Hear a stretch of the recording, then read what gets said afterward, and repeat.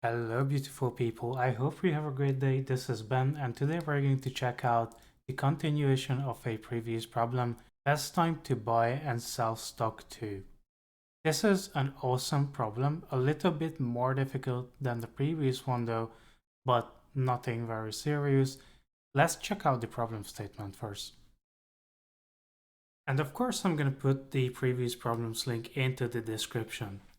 So let's see the problem. It says you are given an integer array, prices, where each price is a price of a given stock on the ith day. On each day, you may decide to buy and sell a stock. You can only hold at most one share of the stock at any time. However, you can buy it then immediately sell it on the same day. We have to find the maximum profit that we can achieve. So what does this mean exactly?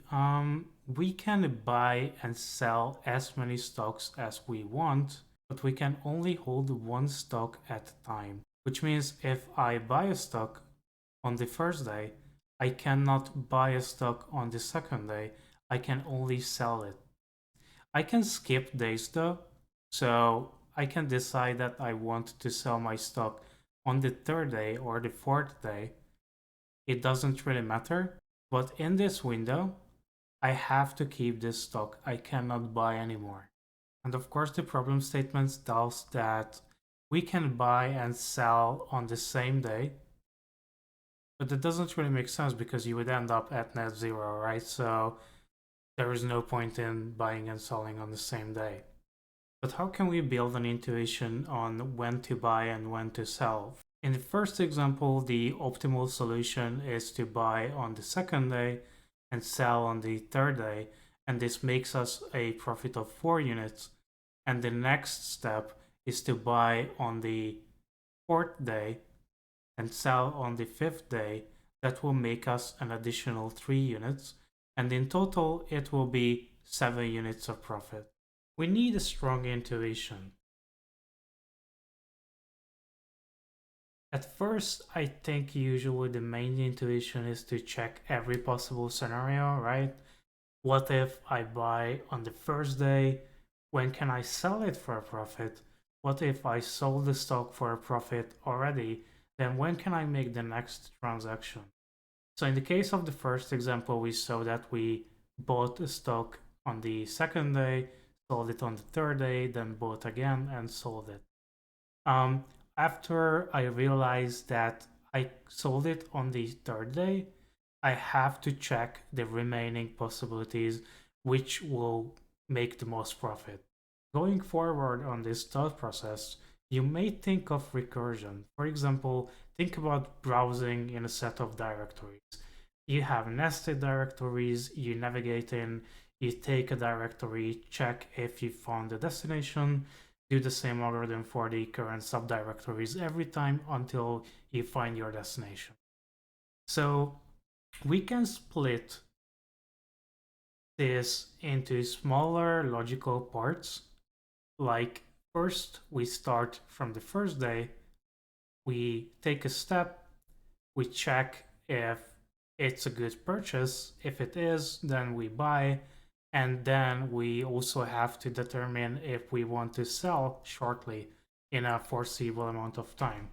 And then when we solve it, then we have this smaller logical part that we can process individually. And it will be much easier to identify if there is a potentially good purchase. So in order to do this, of course, we have to identify all the possibilities. So for example, what if I buy on this day? Is it worth it to sell it on this day or on this day? What if I buy on the second day in this subset? Is it worth it to sell it? Maybe no. Then it doesn't really make sense to buy in the first place. So everything will chain back to this subarray, one sub-solution for the problem that we can utilize in order to produce the best possible solution for the whole problem. But let's see this in practice for the first example. So how I mentioned, we buy on the first day and we have to check if it's worth it to sell on the upcoming days. So we bought for 7, we want to sell it for a profit, which means that the next day's stock price should be greater than 7. So unfortunately, none of these are greater than 7. So it is not worth to buy on the first day. We can definitely say that. The next step is to go to the next day, to this one, and decide on which day we want to sell. So for each individual day, we have to check if it's worth it. Let's start with the first one. So if we start with this one, we see that there is a profit of 4, but we also have to check what happens if we take this sell, because we will have another subarray we'll have to determine the best maximum profit for. So for this, we take the remaining subarray, 3, 6, 9, and we have to do the same algorithm. We start on the first day, and we have to decide if we want to sell on this day. This means a profit of 3, which is cool, but we have to go forward and check what happens with the remaining subarray, which means it will be one element only, which is 4. So since we can't do anything with this, this is not useful, we have to go forward. What happens if I buy on the first day of the subarray, but sell on this day? In this case, I make a profit of 1, and also I have to do the recursive call for the remaining subarray. In this case, the remaining subarray is an empty array, so we can't do anything with this. There are no elements here. So the next step is that we have to check what if we buy on the next day. The only option to sell is either the current day or the next day. Selling on the current day doesn't make sense, so we have to check for the upcoming days. This does not make a profit. It is not worth it to sell, and also it is not worth it to buy on this particular day. And the last day, buying on the last day does not make sense. You could only sell it on the same day. So we determined that the current maximum profit we could get from this sub problem is 3. So all this information will chain back through the recursive call, which means that if we utilize this kind of transaction in the beginning, then we potentially could get 7 units of maximum profit. So the maximum profit so far is 7. But we only determine this for this particular subarray. We have to check what happens if we sell on this day. So on this day, we still make a slight profit of 2, and we have to go forward and check what happens for this particular subarray, which will be 6 and 4. So this is kind of like the same problem, what we've already seen. What if I buy on this day and sell it on the next day? It doesn't make profit, so it doesn't make sense to do this. So far, we only made 2 units from this kind of transaction. It is not better than the first one, so we are not going to replace. But what happens if we sell on this day? In this case, we would make a profit of 5 units, and the remaining subarray would be simply 4, right? So since this is the same thing, we don't do anything with it. The profit on this kind of transaction will be 5. It is not better than the current maximum profit though, so we don't do anything. And we also have to check lastly, what if we sell on the last day? It makes a profit of 3, but we can't do anything anymore, so it is not worth it. So I hope you get the gist of it. We can take a look at the next one real quick. What if I start purchasing on this day, will selling on the next day or after that make a profit? And I have to determine the sub-solution for the upcoming day. We saw that this is a fairly complex algorithm. There are a lot of subarrays, sub-problems we have to find and determine if they make any sense. So the time complexity for this will be big O of n, n meaning the number of days. And for each day, we have to determine the subproblems. We have to do a recursive call. So we have to do this n times. And therefore, the time complexity will be n to the power of n, which is very expensive. This solution will 100% time out on Leetcode, so this is not acceptable. But this is a good intuition to build on. And of course, we should not forget that this will involve some kind of space complexity as well, because building the recursive stack will take big O of n space. How can we build a better intuition? You guys know that I'm a really big fan of drawing. I think it will really change the perspective about the problem.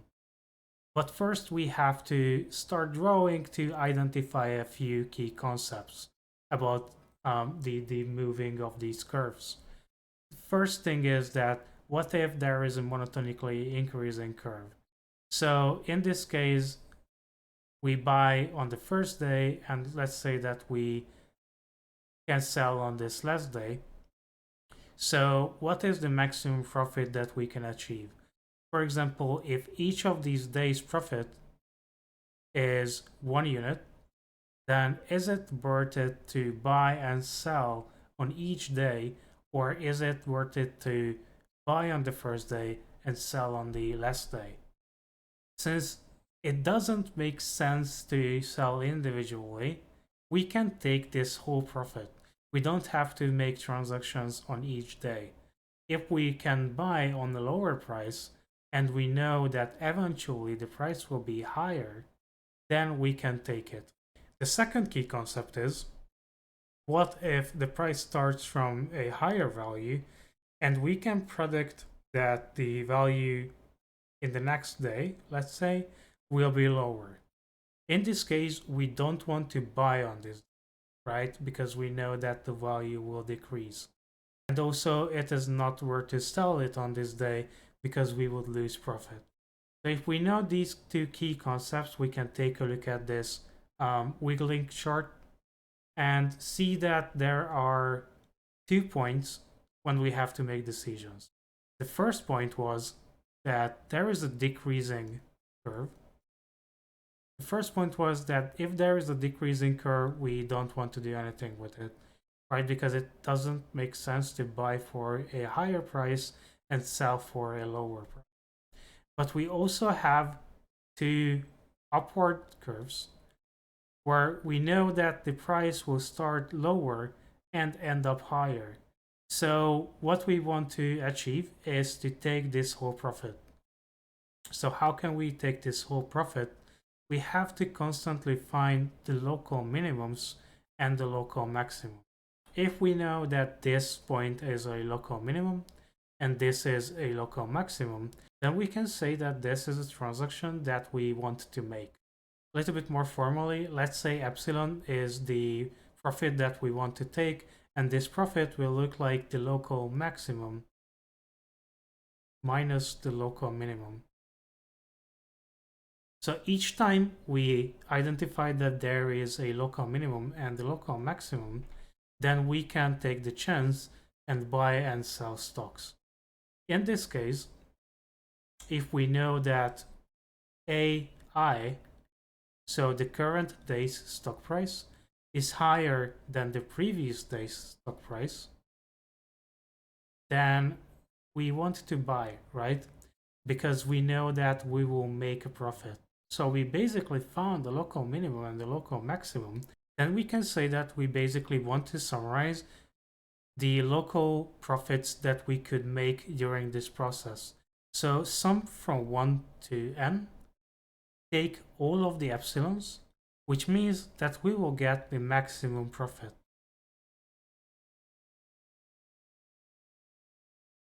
So what we had to notice here is that because this problem does not rely on a real life scenario, we can make predictions, and if we know that there is a difference between the previous day and the current day, then we can calculate forward.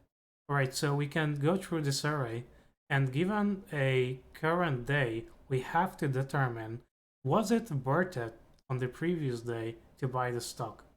If the answer is yes, then yes, we want to make that purchase because that will make us profit. Then we can go forward and take all of these little profits because eventually the sum of these little profits here will be bigger than anything else you can get. Okay, so what is the time complexity for this? We only have to iterate through the array once, so it is going to be big O of n. And what is the space complexity? It will be big O of 1. Let's try to implement this on Leetcode real quick. I think this is one of the very few problems where the actual brute force solution is much more complex and more confusing than the optimal one. This is why I always emphasize that drawing is very important because it gives you the edge over the brute force solution and it will be easier to see the nuances in the problem. So in this case, what we'll have to do is to initialize our maximum profit to 0. And after that, we just have to iterate through this array. And as I mentioned, we can basically foresee the future, which means that we can look back and decide whether we want to make a purchase or not. We are going to start the iteration from the first element, the first day, because we want to look back, go up until the end of the array.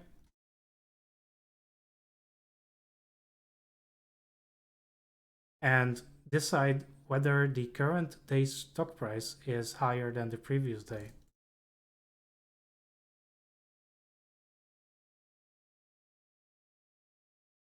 If it is, then we can add this difference to our current maximum profit.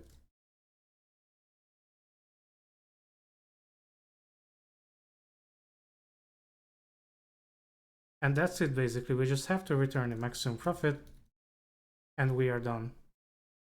I hope this was explanatory and understandable. If you found it useful, please hit the thumbs up button, subscribe, leave a comment or a suggestion. It's very much appreciated. Thank you. Bye bye.